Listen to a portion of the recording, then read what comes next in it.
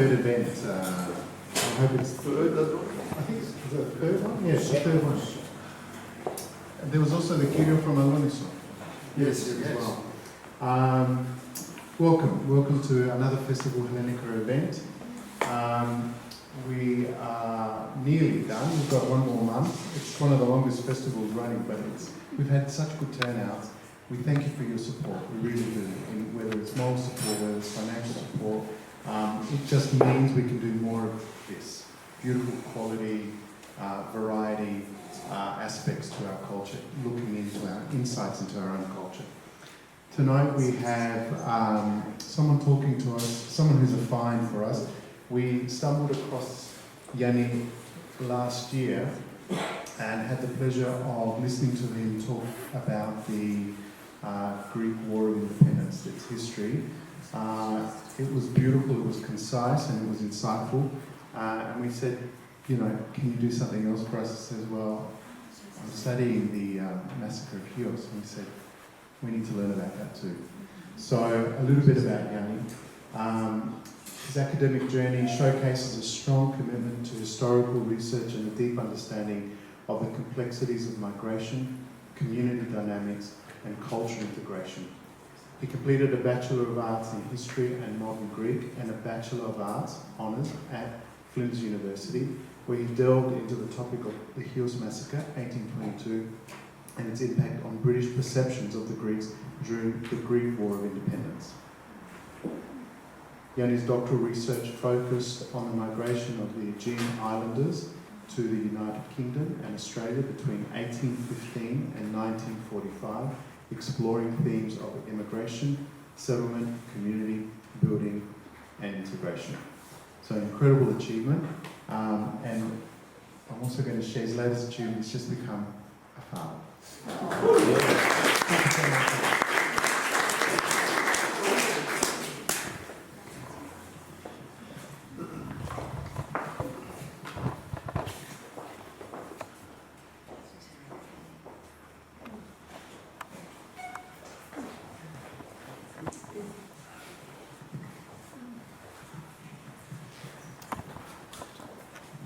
Okay, thanks Andoni and everyone at Festival Hellenika. Really appreciate the support and the support of everyone coming out and supporting these events. I know it's a little bit of a later night tonight for a lecture, but we really appreciate you coming out anyway. Firstly, I'd like to acknowledge that today we meet on the lands of the Ghana people and we respect their relationship with their country, and we acknowledge the elders past, present and emerging. And secondly, I'd like to thank again Festival Hellenika, but also everyone, also the Pan-Ikarian Brotherhood for hosting today. Really appreciate the support, especially that there's been a few lectures now here at the Pan-Ikarian Brotherhood, and we always seem to get quite a lot of people interested. Also want to acknowledge my supervisors who can't make it tonight, but Professor Andrekos Varnava at Flinders University and Dr. Evan Smith. They've been huge supports of me over the last 4 years, and Andrekos is overseas at the moment and wishes he could have been here, but a lot of this research has been done with their direction and their advice, and based off of things that they've done in the past and kind of expanded on as well. So this talk tonight is about the Chios Massacre, but also about Chios Emigration after the massacre. This talk was done a few years ago, but this is sort of an updated version with a bit more insight, more conclusions, more solid, concrete evidence as well. So yeah, I hope you enjoy, and please, there will be about 10 minutes for questions at the end if we have time. So if you do have any questions, we'd really appreciate answering and elaborating on them. So, 203 years ago, in March 1821, the Greek War of Independence commenced in the Ottoman Balkans, and this spread to all of the Ottoman province of Rumelia. This was a turbulent time in the Aegean region, and this was an area stuck between the Ottoman mainland and the Ottoman mainland and what would become the Kingdom of Greece, as well as for the wider Eastern Mediterranean. So the war ultimately came to a head in 1822 with the shock of the Chios Massacre, where 100,000 Chiots were killed, enslaved or displaced. So this discussion explores both the Chios Massacre and the movement of Chiots after the massacre into the ports of the Mediterranean and Europe. And there's a particular focus on the community in Britain as well, but there is a South Australian connection at the end. So although the Chiots established communities in various centres in Europe and the Mediterranean, including in Greece, France and Egypt, Britain has been chosen as the case study due to both the expansive nature of the community there and the accessibility of records, and a wider contemporary study on the various Chiot communities following the massacre would certainly make for meaningful research in the future. So I'll begin with a brief sketch of Chios, and I might move over a bit just so I'm not much out of the way of the screen. Chios is a relatively large island in the North Aegean Sea, and it's about 5 kilometres off of the Turkish coast. And for much of its history, it has been one of the most prosperous and successful islands in the Aegean. It had vibrant trade and mercantile community, numerous exports, including the famous mastika, and in more recent years, control of a large portion of Greece's shipping industry. The island has transitioned between various administrations, so including Byzantine, Genoese, Ottoman, and eventually Greek, all of which have left their marks. And during the early 19th century, Chios was considered among the privileged islands of the Aegean, who were granted differing levels of autonomy under Ottoman administration due to their economic importance in the region. So this saw the Chiots elect their own local Christian leaders, who oversaw the island's happenings and on occasion interceded in front of the Sultan on behalf of their fellow islanders. So in essence, Chios existed in a privileged space in the Ottoman Empire, and Chiots lived in a very different context to their mainland counterparts, and the lifestyle of the merchant class was more akin to European cosmopolitanism rather than Eastern Mediterranean ruralism. So this cosmopolitanism also led the Chiots to be more connected to the networks of the major urban Ottoman centres, including Izmir and Istanbul. Due to these privileges, Chiots were initially neutral during the Greek War of Independence. This neutrality was disturbed, however, after 2 preliminary invasions, which resulted in the Greek revolutionaries occupying the island.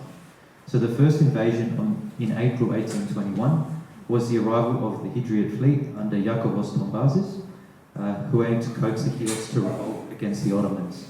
This, however, was unsuccessful, and the Chiots maintained their neutrality.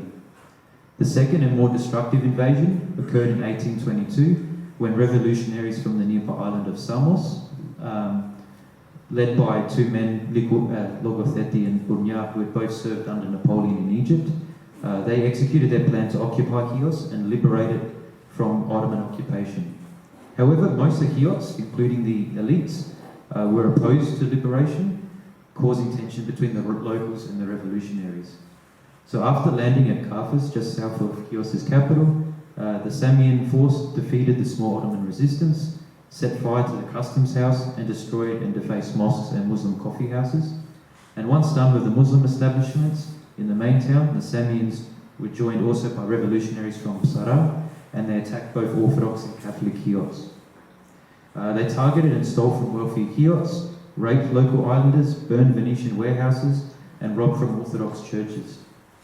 The violent behaviour of the Samian revolutionaries was similar to many of the insurgents on the mainland, especially in the Peloponnese and Thessaly, where they targeted and slaughtered entire populations of Muslims and Ottoman supporters. So on Good Friday, the 11th of April 1822, in an attempt to reclaim Chios, the Ottomans offered the insurgents 8 hours to surrender and accept a pardon. On this date, many of the wealthier Chiots began fleeing to consulates and to the west of the island to escape foreseeable doom. So the revolutionaries rejected the Sultan's pardon, and on the 12th of April, Kabudan Kara Ali Pasha, the head of the Ottoman fleet, landed 7,000 men onto the island with the orders to kill and lay waste the land. The governor, Vahid Pasha, allegedly exclaimed to that every Chian or every Chiot deserved death. Strangford's dispatch on the 25th of April suggested that to avoid combat with the Ottomans, the Samians fled to the nearby island of Psara, leaving the islanders vulnerable.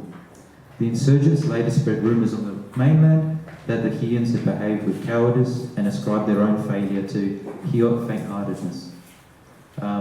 A historian called St. Clair suggested that the massacre was part of a larger religiously motivated reaction to the uprising, with Muslims from mainland Anatolia crossing over in boats to join the recapturing of Chios, which was seen as a holy war. Simultaneous to the massacre, Orthodox Chiots in Constantinople were being imprisoned and tortured, and 60 Chiot merchants were hanged in the city. So the existing London Greek community was noted as wearing black in mourning following the events. And there are some confronting images here. The precise number of Chiots enslaved or massacred during 1822 remains unknown. However, it is generally accepted that around 100,000 islanders were killed or displaced. This 100,000 included around 41,000 Chiots, who were mainly women and children, that were exported as slaves, and as many as 50,000 that were killed just indiscriminately. And there were between 15 and 20,000 refugees that did escape. At least 2,000 islanders alone were massacred in the monastery of Neomoni, and their skulls and bones are on display today. And this has become a UNESCO World Heritage Site. So Helen Long, who descends from Chiot refugees to London, rationalised that had Chios not been invaded first by Tombazis and then by Logothetis, the islanders, presenting no threat to the Turks, would have continued happily to live in amicable symbiosis with them.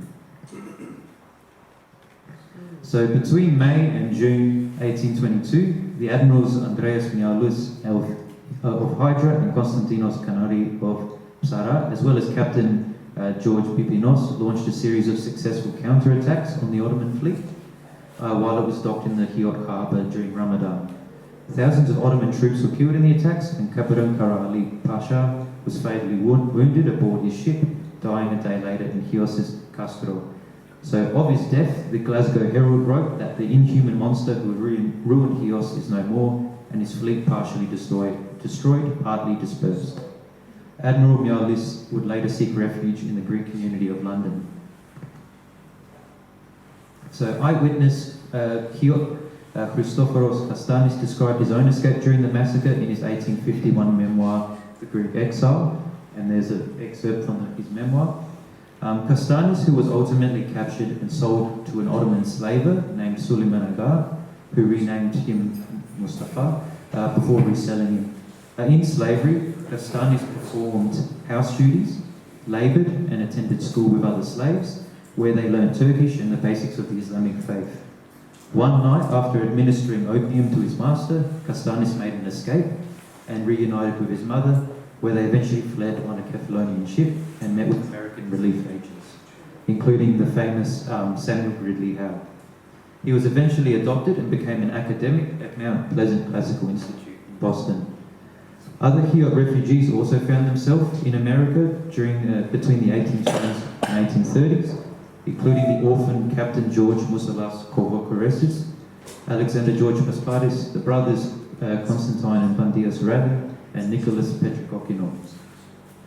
These refugees, along with others, were known as the Orfanato Agona, and historian Gonda van Steen has done much work on them, their motives and movements. However, the massacre ultimately shocked Europe, and multiple newspapers in Britain and elsewhere reported the headline, "Massacre at Chiot," where the event was described as one continuous scene of murder, conflagration and plunder, both in country and town. All the women were sent into slavery, the men and male children above 12 years of age were massacred. Those that fled the massacre initially settled in the ports of Europe and the Mediterranean as refugees before reconnecting with other members of the Chiot diaspora. As news of the Chios Massacre spread, it ultimately became a symbol of unjust oppression, especially in Phil-Hellenic circles. It began inspiring poetry and artwork, which endeared the Greek cause to the world. As early as October 1822, poems such as The Fall of Chiot were being published in newspapers, with embracing vivid language. But where is Chiot now? At sickening night, fled are her houses and her beauty gone. The pride of Greece, the glory and the light, the Isle of Homer, perished and undone. Other notable works included poems like Felicia Heman's The Voice of Chiot and Sisters of Chiot, Henry Pickering's Chiot, and Victor Hugo's L'Enfant, as well as artworks such as Eugene Delacroix's famous oil on canvas scenes of the massacres of Chios, and Thomas Parker of Bath's fresco, The Massacres of the Chiotes, which is seen here. And there was also Robert Forrest's statue, Sisters of Chiot. So these pieces were forms of solidarity that could be seen from the wider world to the Greeks following the massacre. However, these Phil-Hellenic pieces, in conjunction with works like the previously mentioned Castanis, certainly help portray a type of romanticist and orientalist view of the Greeks, which emphasise at the same time a barbaric view of the Ottoman Turks. In essence, the literature and artwork spurred on by the massacre drew the Greeks closer to the west while pushing the Turks further east. So other preceding massacres were intrinsically linked to the events at Chios. So in 1821, following the outbreak of the Greek Revolution, pogroms began in Istanbul against Christian inhabitants of the city. On Easter Sunday, 1821, 1 year prior to the Chios Massacre, the Patriarch of Constantinople, Gregorios V, was accused of implicating revolution and hung. This is despite Gregorius' own condemnations of the revolution. This was promptly followed by the beheading of the Grand Dragoman and other prominent Christian Ottomans in the city. This set a precedent that was replicated during the Chios Massacre. On the other hand, the violent behaviour of the Samian revolutionaries on Chios was also not a new phenomenon. They were similar in many ways to the insurgents on the mainland, who rounded up, marched out of town to convenient places, and eventually slaughtered entire Muslim populations of the Ottoman provinces of Morea and Thessaly. So the most notable of these massacres was that of around 15,000 Muslim men, women and children, as well as their Christian and Jewish supporters at Tripolitsa in September 1821. And that was under the Clef General Kolokotronis. So revenge for Tripolitsa is widely referenced as one of the motivating factors as to the scale of the violence during the Chios Massacre. So the Chios Massacre was not the sole genesis of the Chiot emigration that followed, as many scholars have claimed in the past. Over the past centuries, Chiots had been emigrating and establishing communities in many port cities around the Mediterranean, the Black Sea and the Danube, some of which are shown here, and Chiots even actually settled sporadically in London between the 16th and early 19th centuries. This early movement was not coerced, but rather an economic movement of the large and vastly interconnected Chiot merchant class. So the merchants of Chios were ultimately part of the Phanariot network of Greek traders in the Ottoman Empire, and many Chiots, such as the Mavrocordato and Raleigh families, lived in both Chios and Istanbul for centuries. Some even expanded further into the peripheries of the Ottoman region, including the Danubian principalities, where they claimed land and took leadership titles such as Boyar and Hospodar and Voivodode. So the Chiot Mavrocordatos family was particularly of note in the Danube region, where they even claimed the title of prince. In order to maintain trade power, members of the merchant family settled in various key port cities around the Mediterranean and Black Seas, and by only marrying other Chiots of the same social strata, the islanders created a network of interrelated merchant families living abroad. And that was centred on Chios and the Phanariots Fener quarter of Istanbul. So this network received and helped settle many of the post-massacre refugees. So these mercantile families formed a distinct class from the rural labouring Chiots, and Chios' working class did not immigrate en masse during the 18th and 19th century, and they're actually difficult to trace in the archival record, unlike their wealthier counterparts. So although many of the less affluent Chiot families were integral to the production and labouring wing of the trade network, and this is seen through all the products that Chios produced, which included wheat, barley, wine, oil, citrus, and as far as turpentine, glue, cotton, silk, and the famed mastica. So in contrast, the merchant families of Chios had organised themselves into a hierarchy of 37 aristocratic families, creating a divide between themselves and their labouring counterparts. These families were further organised by descent into more exclusive groupings. So there was the 20, the 12, and the Quintet, who claimed ancestral links with Byzantine emperors. Although some modern historians have questioned the actual existence of this hierarchy now.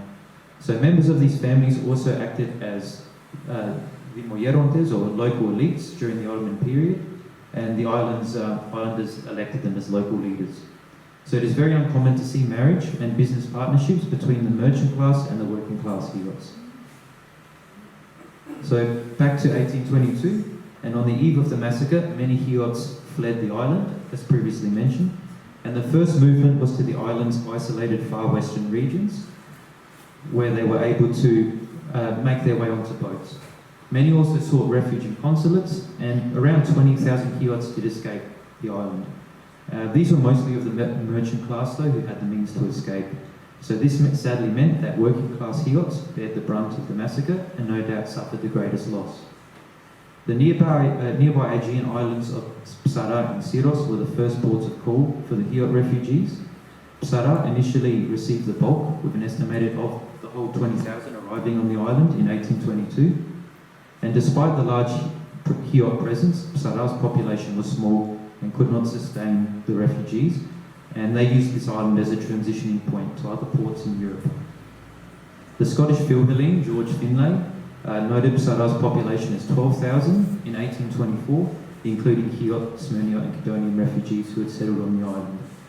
Psara also had a prominent pro-Greek naval presence during the War of Independence, and due to this, in 1824, the island was attacked by the Ottoman fleet, and the destruction of Psara began when the Ottoman fleet arrived, and they aimed to destroy the notable Psarian fleet, which was led by the Admiral Kanadis.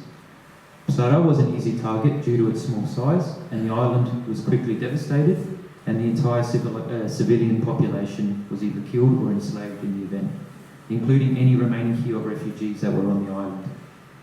So the massacre happened simultaneously to the arrival of the Egyptian fleet under Ibrahim Pasha in the Aegean, who also decimated the island of Kassos just prior. So the event became the subject of the 1824 Dionysios Solomos poem, The Destruction of Psara, which vividly illustrated the devastation, and the massacre was reminiscent of Chios, and the survivors of the Psarian naval fleet sought refuge in Monovasia in the Peloponnese. Civilian survivors appeared to have formed a community in Syros' new port, Mupalik. So Syros, the other main Aegean port of arrival for massacre refugees, received a similar influx, as there was already an established and flourishing Chiot community on the island. Some of the well-known refugees included the family of Lukas Xiphos, who was the inspiration for the famous novel Lukis Laras. Another, Constantine Salvago, was born in Syros to a Chiot father, who had presumably fled the massacre. He later married a Chiot, Julia Raleigh, who was born in Marseille in the 1870s, and the couple migrated to Alexandria. So this illustrated the mobility of the Chiots during that time, with generations being born in different cities, each generation being born in a different city.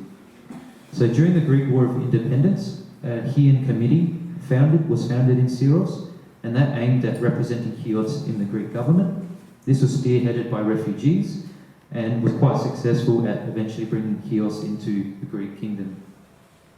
So in Syros, Chiots and Psarians made up the majority of the island's population after the massacre, and in Ermopoli alone, Chiots numbered 27% of the population, with Psarians a close second. Ermopoli itself was supposedly named by a Chiot, Lucas Raleigh, in 1825. So in Syros, the Chiot diaspora flourished, especially in the shipbuilding industry, as half of the shipwrights between the 1820s and 1860s were originally from Chios. Many Chiot, Psarian and Syriot families also intermarried and used the bustling island as a springboard to other parts of Europe and the Mediterranean. So this ease of movement was aided by Syros' union with the Kingdom of Greece in 1830, which drew the Chiots living there closer to Western influence, whereas Chios remained an Ottoman possession until 1913. From Syros, many refugees from the massacre moved to other Mediterranean port cities, some of which already had existing communities. So Malta, Marseille and Livorno all became important ports of arrival during the period. Marseille, for example, saw a significant Chiot community form during the 1820s, with notable families arriving, such as the Argentis, Calvacaresis and Rhodokanakis, and trading firms opening at the same time. A British affinity with the Chiots was also evident swiftly after the massacre. In July 1822, a call was made by an anonymous collection of British Philhellenes, urging British citizens living in the ports of Mediterranean to house refugees and distribute money and aid to those arriving. Many Chiots even settled permanently in these ports, including Malta, a British possession at the time. And actually one of the Maltese presidents in the 1960s was a Chiot descendant as well. So, while many Chiots immigrated westward and assimilated into Western society, it should be noted that more than double were coerced eastward into Anatolia. This Chiot diaspora included both slaves and free Chiots, and albeit both with forced conversion and assimilation into Muslim Ottoman society, customs authorities recorded at least 41,000 Chiots arriving at Ottoman ports after the massacre. St. Clair noted that Chiot women were sold for around £30 each in Istanbul, almost double African slaves who had come to the city via this trans-Saharan slave trade. So this high price and preference for European slaves likely motivated the mass enslavements that occurred during Chios Massacre and other massacres. So slavery was a profitable trade. In 1829, the Vermont Gazette posted a description of Istanbul's slave markets, where Dr. Richard Madden noted that the poor Greek women were huddled together. I saw 7 or 8 in one cell, stretched on the floor. Some of them were from Chios, others from Psara. They had nothing in common but despair. Some Chiots made it far in the Ottoman world, as far in the Ottoman world as Tunis, where one Chiot, Yorgos Kalkias Stravelakis, who was renamed Mustafa Kaznadar, became the Prime Minister from 1837 to 73. Ottoman Grand Vizier Ibrahim Edem Pasha was also a Chiot of the Scaramanga family, who was enslaved during the massacre and re-educated. So in all, the mass movement and enslavement of Chiots into Anatolia is little discussed and exemplifies the largest migration that occurred as a result of the massacre. Following the massacre, census records show that Chios' population did not rejuvenate to 100,000 over the century, with under 20,000 residents recorded in 1831, 40,000 recorded in 1881 to 93. So this shows that of the some 60,000 Chiots that left the island, either as refugees or slaves, only a small portion returned, likely between 10 or 20,000. So the London diaspora was one of the most well-known and vivid Chiot communities from the period. The Chiot community of London had in fact been growing from the decades before the massacre. Some of the earliest Chiots to settle in London arrived by 1816, following the Napoleonic Wars, and these were the brothers John and Efstratio Raleigh. The pair established early trading firms around Finsbury Circus, with at least 3 firms recorded by 1820.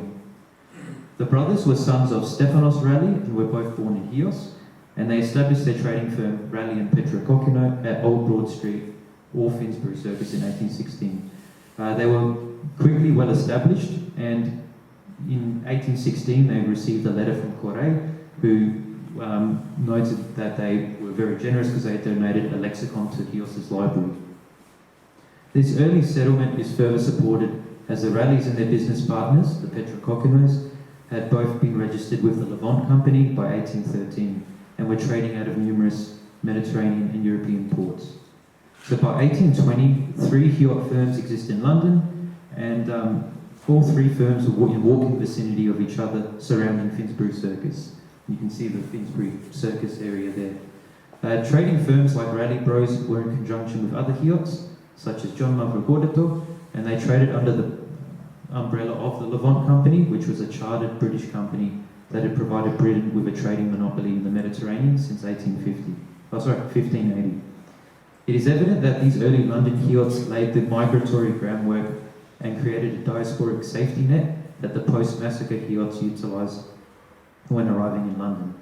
So in London, the post-massacre Chiots found this safety net in the existing community. Members of the wealthy families, among others, welcomed their relatives and compatriots, providing housing and employment in their trading firms. By the 1830s, many of these families who had arrived as refugees were now running their own firms around Finsbury Circus, creating a business district and an interrelated network of merchant families.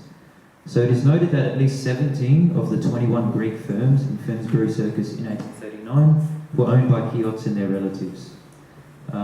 The wealthier Chiots often donated funds to support those arriving, which were then distributed via the local Orthodox Church. And you can see the 21 Greek firms all pointed out on the map there. By working backwards from census records, it can be estimated that 140 to 200 Chiots initially emigrated to London directly after the massacres, and many more came throughout the century. The 1861 census noted that around 1% of London's foreign-born population, equating to about 480 people, were from Greece and the Ottoman Empire, with the vast majority originating or having links to Chios. Taking the British-born children of these migrants into consideration, the community would have numbered in the thousands by the late 19th century. The Chiots quickly formed a community around Finsbury Circus, and Greek Orthodox services were held at the nearby Russian chapel in the Russian embassy, Welbeck Street. So the chapel had been used by London Greeks since the early 18th century. This community eventually became organised, and in the 1830s, an unincorporated Greek brotherhood of 24 members, mostly Chiots, was formed, aiming to develop and organise the community. 21 Chiot firms were also involved in the brotherhood's formation. A key member of the brotherhood, Chiot refugee Pandias Rally, a brother of the original Rally arrivals, was appointed the Greek Consul General in London in 1836, being nominated by King Otto of Greece and approved by King William IV. So the specific dealings of the brotherhood are minimal in the archival record, however they were always involved in any new developments of community structures, particularly places of worship. By the late 1830s, London's Greek community had grown significantly, and a call for their own establishment was made, and in 1837 the Brotherhood took charge and established a Greek Orthodox chapel at 9 Finsbury Circus on the floor level of a house. So this chapel serviced London's Greeks until 1849 and coincided with the community's acquisition of a Greek section in the West Norwood Cemetery. The first two priests, Galaktion Galaktis and Dionysios Xenakis, hailed from Chios, and the church offered schooling for Greek children, although little is recorded on the nature of the school. Later in the century, Chiot descendants Stephanos and Marietta Rally, in honour of their late son, founded St. Stephen's Chapel in West Norwood Cemetery, where funeral services could be held. The community quickly outgrew the Finsbury Circus Chapel, and the Chiot diaspora funded the building of the Greek Church of Our Saviour, 82 London Wall, near the corner of Old Broad Street in 1849. 3 Chiots were listed among the church's trustees. So the building of the church was also overseen by a committee which included the trustees, as well as Pandias Rally and various other Chiot family heads. The opening of the church was noted in newspapers nationwide, where it was claimed to be the first Greek church erected in the United Kingdom. Although I should note there was a Greek church built in 1677 in Soho, but it had long since been used by London's French Huguenot community. As the Chiot community grew, many of the wealthier members moved into the affluent suburb of Bayswater, and the move away from Finsbury Circus began raising interest for a larger Greek church in London. The Cathedral of St. Sophia, Moscow Road, Bayswater, was erected in 1877 after much support from the Chiot community. The foundation stone was laid by Efstratios Rally, and Marigor Rally funded the mosaic interior alone as a tribute to her late husband. Another Chiot, Emmanuel Mavrocordato, the president of the Brotherhood, delivered a speech at the cathedral's inauguration, and the new church was accompanied by a school which was called the Greek College of Kensington Gardens Square, which was opened in 1870 by the Brotherhood. St. Sophia's unique design was intended initially for a location in Notting Hill, and it was modelled after the Greek cross, and it was published in May 1876 in the Building News in London, and was featured in the Royal Academy exhibition. One of the biggest Chiot-backed enterprises was the Baltic Exchange. So during the 1820s, Chiots, along with other Greek and British merchants, began meeting at the Baltic Coffee House, London. At the Baltic, they formed a committee and began exchanging information about ships, cargoes and investments, initially focused on trade from the Baltic Sea. However, this expanded to include Mediterranean and Black Sea trade. In 1857, the committee purchased the South Sea House and reorganised as the Baltic Company, and Chiots Michael Rolokonaki and Antonio Rally sat on the board of directors. Many of the shareholders were also Chiots, and the Baltic Exchange became London's central freight market by the end of the century. Historically, other Greek islanders and Greek emigrants have been using coffee houses or kafenia as the centre of settlement and community. In the 17th century and even earlier, London's Greeks met at the Grecian Coffee House at Devereux Court, and the first coffee house in London was actually opened at Cornhill in 1652 by a Greek born in Ragusa, although he was raised in Izmir and his name was Pascal Rosé. Rosé came initially to London by employment with the Levant Company.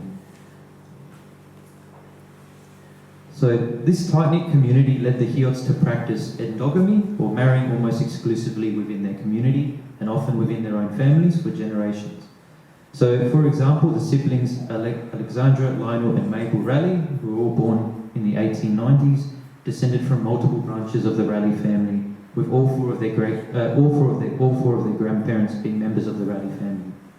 So the London Chiots largely did not marry outside of their community until towards the turn of the 20th century. Only a handful of cases were the exception, such as the Vienna-born Chiot Nicholas John Paviara, who married a lady of French Catholic descent in 1866. The endogamy has been described by some as a form of clanship, where marrying within your clan preserved both the family name and the family's wealth. So the most successful Chiot firms, however, were the Raleigh brothers, with the earliest firms dating to 1816. The Raleighs, John and Evstratio, were joined by their brothers Pandias, Augustus and Tomasis following the massacre in 1827. Pandias and Tomasis had come to London from Chios, and Augustus may have been living in Marseille. This not only grew their family connections in London, but extended their business reach as well, as each brother eventually settled in a different city, where they operated firm branches. So John went to Odessa, Tomasis to Istanbul, Evstratio to Manchester, Augustus to Marseille, and Pandios stayed in London. The Raleighs, in conjunction with members of other families, had an extremely diverse business portfolio, trading a range of goods between London and various Mediterranean and Black Sea ports, including wheat, linseed grains, cotton, Manchester textiles, and general colonial goods. As the family grew in influence, one member, Lucas Raleigh, entered the English peerage, and he was made a baronet under George V on 9th of February 1912. This was reminiscent of Jewish merchant Nathaniel Meyer Rothschild, who received his baronetcy in 1885.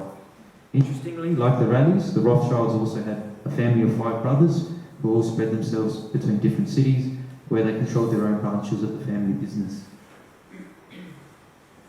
So as the British Empire expanded, the Anglo-Chiot diaspora also expanded, especially the Raleigh brothers, who capitalised on the era of imperialism. So using London as a base, the Raleighs and related families touched every inhabited continent. Trading offices were established in Manchester, Liverpool, Dundee and Hull, as well as 1851 onwards in the US. By 1850, 41% of Liverpool's shipping was controlled by the Chiots, and by 1860, Greeks handled 57% of the trade entering England from the Mediterranean and Black Seas. Historian Yelena Halaftis has dubbed this boom period as the Chiot phase of Greek shipping. India, however, became one of the biggest ventures for the Chiots, where they traded in jute, rice, wheat, cotton, various seeds and grains, as well as fertilizers, dyes, and other Indian specialty products. The first Indian firm, Raleigh Brothers, was opened in Kolkata in 1851, and from there offices were opened all around India. Many British Chiots migrated and settled in British India during the period, becoming part of the Anglophone elite. And a man named Paul Byron Norris, in his book Ulysses in the Raj, noted the Chiots were living in colonial quarters, such as the Grand and Continental hotels, and that the Calcutta Greeks mixed easily with their British counterparts while retaining a vigorous Greek social life. So the Chiots also maintained endogamous practices in India, marrying mostly Chiots or other Greeks. In connection with their Indian firms, the Raleigh and Adielasco families even opened firms in Tabriz or in Iran to trade silk. And in the 20th century, other members of the Raleigh Bros expanded further into Africa, Asia and the Middle East. And you can see some yarn tickets that would have been shipped alongside their specialty products. So interestingly, the Raleigh family also kept a flock of sheep in Warakata, just outside Balaclava in South Australia. This began with Stephen Stanley Raleigh, who was born in London in 1863.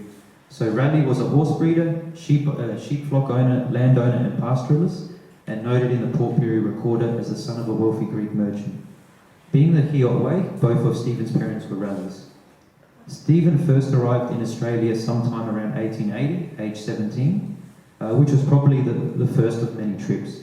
Initially, he worked as a jackaroo in Queensland on the Nokatunga station owned by Herbert Bristow Hughes, and in May 1886, Raleigh purchased 15,200 acres in Balaclava, where he proceeded to raise racehorses and Shropshire sheep, which were noted for their quality, including his experimental frozen lamb shipments. In 1906, Raleigh officially named the area Warakata, deriving from the indigenous word Wirraka, meaning place of the cockatoos. However, this name had been in use for the area from before Raleigh's time. Raleigh employed around 40 men, including 2 Chinese gardeners, and by 1907 Raleigh had returned to England and married Ida Cecil Beck of Canterbury in Kent. So the family returned again to South Australia in 1909, with 2 of their sons being born in Adelaide. In World War I, Raleigh served in the remote service as a lieutenant. However, by the 1930s, the family's detour in Australia had ended and they were permanently back in England. After his death in 1941, Adelaide's Chronicle reminisced that during his sojourn in Australia, he was one of the largest shippers of horses to India for the army, and his team of colt breakers and rough riders were known far and wide. Among them were some of the finest riders in Australia. During his time in SA, Raleigh's Greek ethnicity was rarely mentioned and appears only once in his many obituaries. So the Chiot diaspora left behind legacies that have carried from the 19th and into the 20th and 21st centuries. By the 1820s, the London Chiots joined the London Philhellenic Committee, headed by prominent Philhellenes, including Jeremy Bentham and Lord Byron. In Syros, the Chiots similarly founded the Chian Committee, and both committees financially and ideologically aided Greek independence. The Chiot diaspora were integral to the formation of modern Greece, and in the 20th century, key British Chiots, such as Peter Vlastos and D.P. Petrokokkinov, joined the push for the Demotic Greek language. The descendants of 19th century Chiots also played an important role in the Anglo-Hellenic League following the Balkan Wars, and the League, which is active today, offers the prestigious annual Runciman Award. Egypt-based Chiots, relatives of those in Britain, were behind the founding of the Anglo-Egyptian Bank and the building of the Suez Canal, and the original London community also laid the groundwork for the 20th century London Chiot community, who were similarly entrepreneurial and interconnected. Many Chiot families have their names remembered in the wider world. The Culver-Coerces family of the US lent their name to Colvo's Passage in the Atlantic. The Raleighs gave their name to the Raleigh cart, a type of horse-drawn cart, as well as the company Rallis India. The Raleigh baronetcy is still active today, and Raleigh family members can be found on the board of the International Chian Federation, a non-for-profit community organisation that offers scholarships to students. And the Chian Federation is also responsible for reproducing 19th century documents related to the Chios Massacre. So today's London Greek and Cypriot communities also actively use the Cathedral of St. Sophia, Bayswater, as a place of worship. So the Chiots also left a legacy of a shared identity. So following the massacre, a strong sense of a Chiot identity and community arose, which is still evident in the diaspora 200 years later. This is being preserved by historian and researcher descendants, such as Philip Argenti, Peter Cavocuresi, Helen and Christopher Long, and John Mavrocordo, and online archives, and there's about 3 online archives worth of Chiot diaspora information. So these scholars and archives have all been active in maintaining the histories of Chiot migration and important primary sources. So in 2019, Nicholas Argenti published Remembering Absence, where he explored his origins, emphasising that the diaspora that left Chios in the 19th century continues to inform local identity. The members of that diaspora have never ceased to be informed by the sense of a common origin. So ultimately, the Chios Massacre sparked both a profound reaction in Europe and built upon an existing yet small diaspora that took on a completely new trajectory.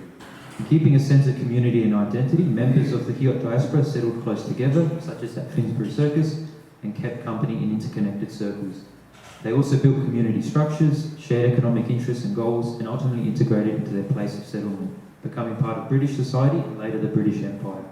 So, to follow the Chiots further, there's a closer examination of the archives is needed, but at this point in time, the London side of the archives has been opened and most of that has been digitised and is accessible for most people to access as well, especially if you have family histories connected. But yeah, thank you for listening, guys.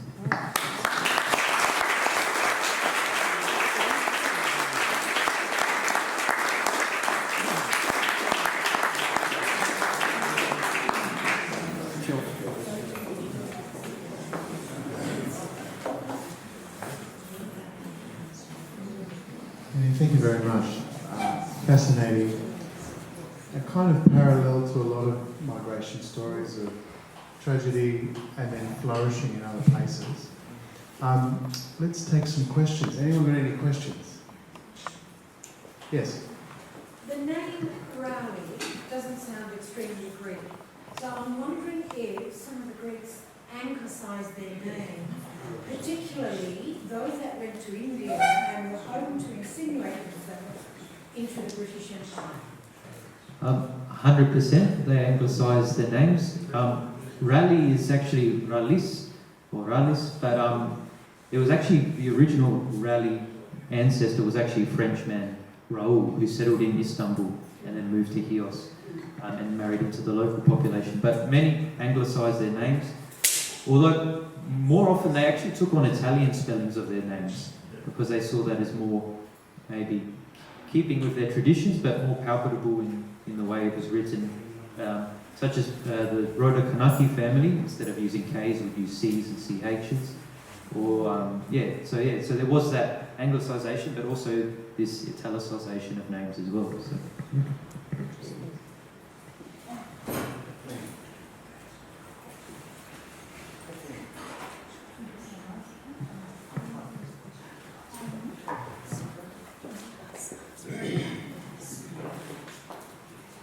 Thanks, Yianni, for a moving talk. I feel very distressed, however, by the fact that once again I have to listen to the story of the murder of women and children by men and the human trafficking associated with that. And I ask every man in this room, how long is this going to continue? Because we hear of it every single day in this world, and it has to stop. That's my comment. Sorry, but I'm really moved by that. In the circumstances today, but also with the wars in the world at the moment. We reenact history. Do we learn from it?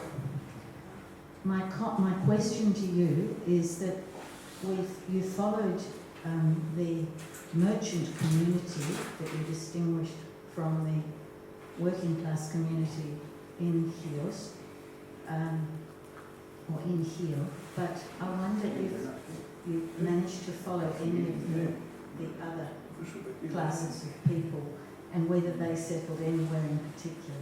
Thank you.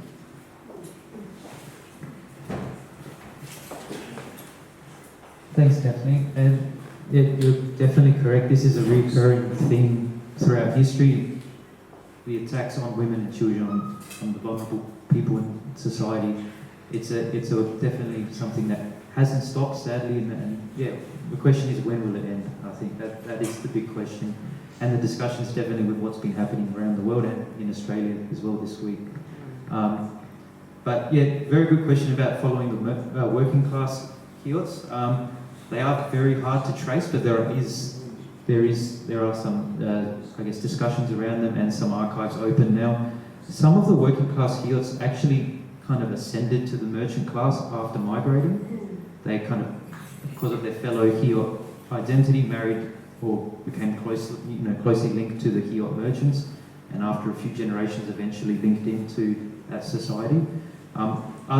There was a section that remained on the island to cultivate mastika. They didn't want to lose mastika, the Ottomans, so there were about 5,000 Chiots left for that purpose, and a lot of Chios' population descend from them today.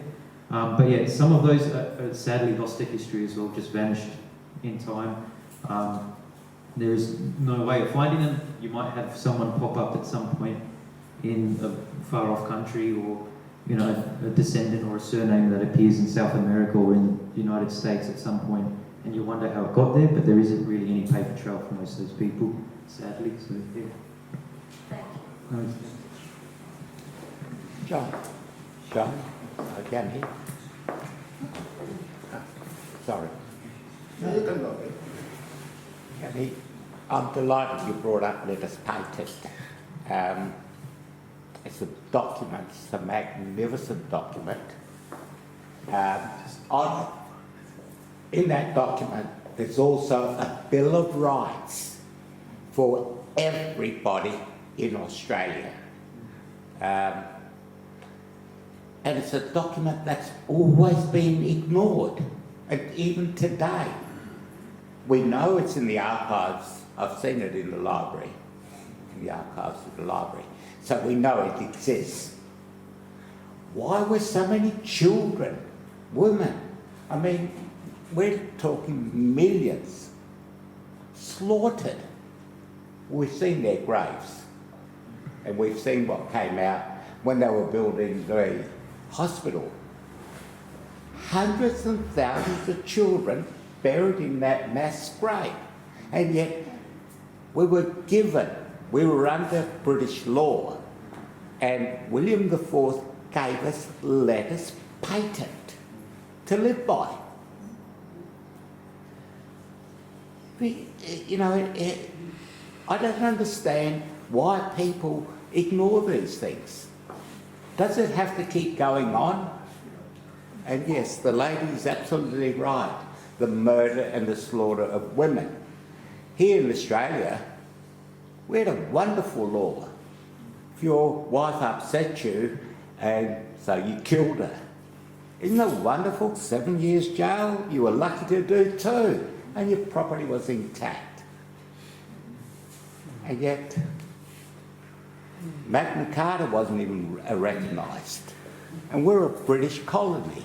Simon, you bring up a really good point, and something that is kind of underlying in this story is the idea of eugenicism, with certain standards in the British Empire for certain people, other standards for colonised people that were, you know, seen as beneath them, and that is a huge, I guess, issue of this era, and probably something that drove the Chiots to try and slip into elite society, because they probably had an idea of what colonial mentality was if you were considered a lesser people in a sense.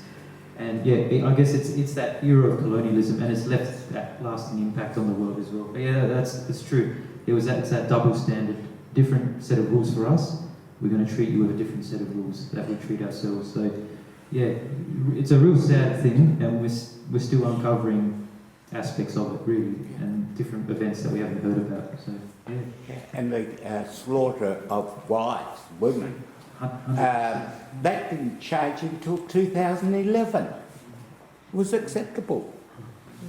And there's a different standard there for what they did in Chios than what the British did themselves, even though they condemned the Ottomans. And the other thing is, in Chios, all women over 40 had their heads cut off. They were just slaughtered because they were useless.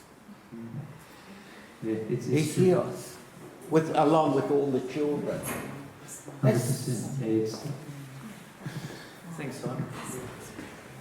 Thank you. John was very interested to hear that which is something I wasn't aware of, to be honest, that the Samians really invaded Chios during that period of the 1820-21, where the flame of the revolution was everywhere. Did the Chiots really stay out of it? Were they too comfortable with the Ottoman Empire? Wasn't a part of the Chiots that really were inspired by this idea of the revolution, and they may have helped the Samians to do this? I was just surprised to hear that. Yes, that's actually a really important part of the story. As the flame of the revolution began, the Chiots, as well as many, including a lot of members of the Orthodox Church, saw that there was more to be gained by staying with the Ottomans, because they didn't know, would this revolution be successful? Is this something that's just happening on the mainland and not happening here? And they had comfortable lives, the Chiots. They had very comfortable lives. They were, especially the merchant class, who made the decisions in that sense. So really, they didn't want to revolt, although there were some Chiot instigators behind the Samian insurgency. There were 2 or 3 key Chiots that kind of coaxed the Samians to come and stir up revolution. So you had a majority of the population who were living comfortably. There's no need to join this revolution, and then that small percentage that had that, I guess, revolutionary ideology that coaxed it. But the Samian revolutionaries, they were essentially just, they weren't an organised army. These were people that were just, I'm not sure what they were doing. They wanted to go and cause mayhem, cause havoc, send a message in a sense, whether that's on their own people, on their fellow Greeks, or on the Ottoman resistance there. It didn't really matter to them in that sense, which is the sad part of the story, is that there's that I guess Greek killing Greek element as well as Ottomans killing Greeks. So, thanks. We'll take one more question. Anyone? Just a simple one. How many people live in Chios now? What's the population? Very good question. I don't know if it's 100,000 at the moment. Does anyone? About 68,000. About 68,000, yeah. So really, it's a good argument for actually never recovering. There have been other things that have contributed to that since the massacre. There was an earthquake in the late 19th century. There's World War, I guess the trauma of Balkan Wars, World War I, World War II. But it's never really reached its peak. I think it might have been even as high as 120,000 during its kind of golden era. Thanks.